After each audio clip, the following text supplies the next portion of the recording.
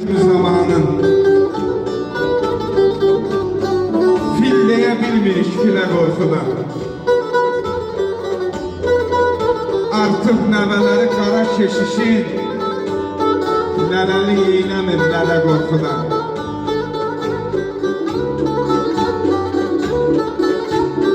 Sallar pişiyin qəsdinə girir, sərsə qızıl qışa nota göndərir. Canavar kiməsə qonaqlıq verib, keçmir ayağına tələ qorxudan. Uların, qatırın diplomatları Sızır meydanında qovdu atları.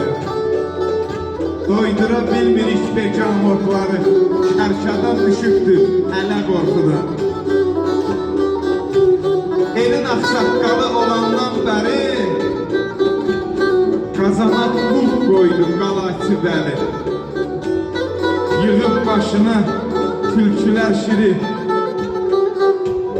Aslan çıxa bilmir çölə qorxudan. Aslan çıxa bilmir çölə qorxudan.